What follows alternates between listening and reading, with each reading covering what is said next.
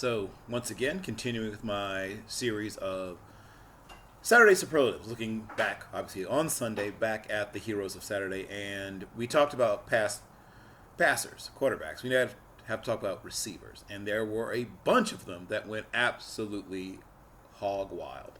Tylan Wallace, um, I'm a huge Tylan Wallace fan, so I have to, calm down a little bit, but he shows you all the things that a guy like Keenan Allen, a guy like Stevie Johnson, one of those guys who he's probably going to test middling. He's probably going to run in the, 4.52 would be a great time for him. 4.53 to 4.57, he's somewhere probably in that range. But body control, ability to track the ball, he's tough after the catch, he doesn't mind getting bumped around, he's physically strong, he plays bigger than he measures, he plays faster than he'll run.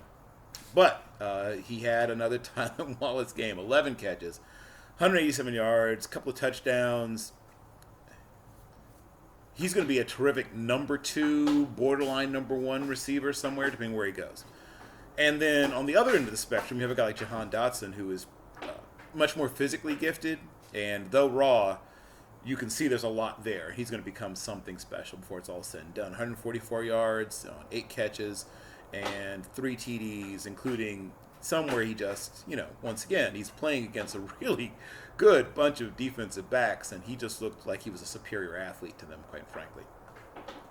Speaking of superior, Devonta Smith, another guy who's probably going to run the low 4.5s or maybe high 4.4s. So some people may cool on him. I love him. I think he's basically a faster Antonio Brown. And Antonio Brown was a 6th rounder. This guy will not make it to the 6th round. But what didn't he show you? 203 yards on 11 catches, 4 touchdowns, terrific after the catch, knows how to get open, can deceive you with routes, can look like he's going deep when he's about to break off something like a curl or a hitch, and can look like he's about to throttle down and then take off past you on a double move. He's got a very full toolkit, and even if he's not an actual freak, he can do enough. There's enough there for him to beat people. Wap Philolor, first of all, member of the all-name team, but also angry for a little guy. Let's not say little, but a normal-sized receiver.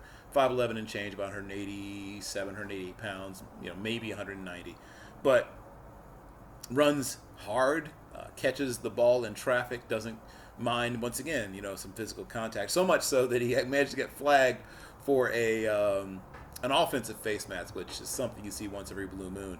But he had 137 yards and 5 catches, and why they don't find more ways to get him the ball, I don't know. Work on that. Another guy who just beasted is Ricky White of Michigan State. And first of all, hats off to the Spartans. The whole little brother thing is now maybe a little bit in the rearview mirror, but Coach Mel Tucker is the right man for the job. He's going to turn that program around in more ways than one. But he went crazy.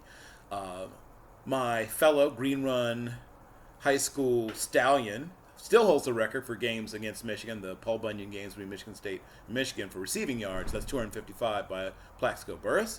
But now number 2 on the list is Ricky White, who had 8 catches for 196 yards and a couple of TDs, and they had no answer for him at any point in the day, and there's just a matter of time till he owns the record book there.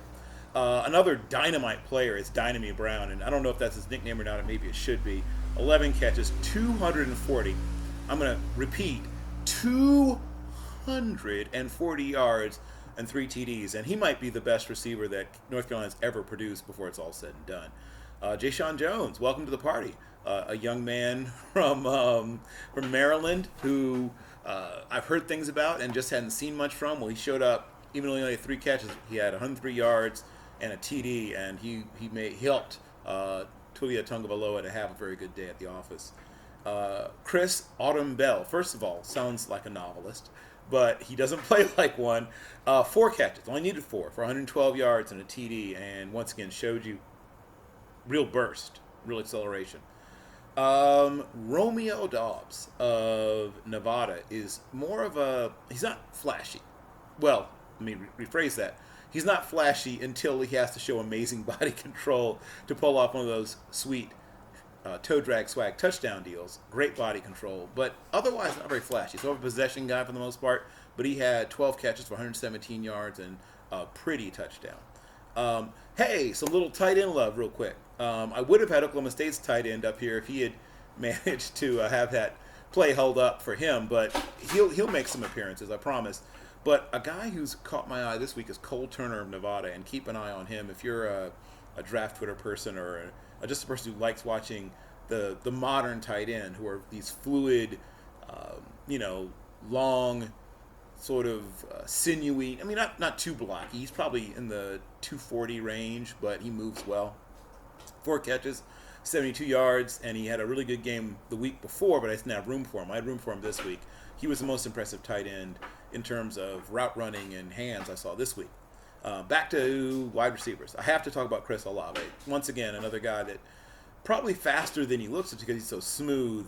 He had 12 catches for 2 touchdowns, including just a couple of just Cirque du Soleil type body control jobs, and his 7 catches. And once again, a guy that has a very, very complete ability to play the position. Like, he's not just a speed guy, though he has good speed. He's not just a jump ball guy, though he can win jump balls. He's not just a great route runner, though he's a really good route runner. He has pretty much everything you look for.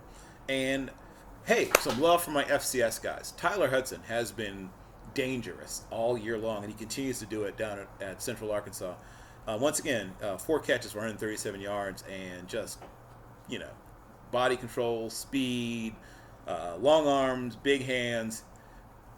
When his time comes, and once again, Senior Bowl, hope you're listening. When his time comes, he deserves to be one of the FCS guys that goes to the Senior Bowl. So these are my past receivers, and next we're going to take a look at running backs on my Saturday Superlatives.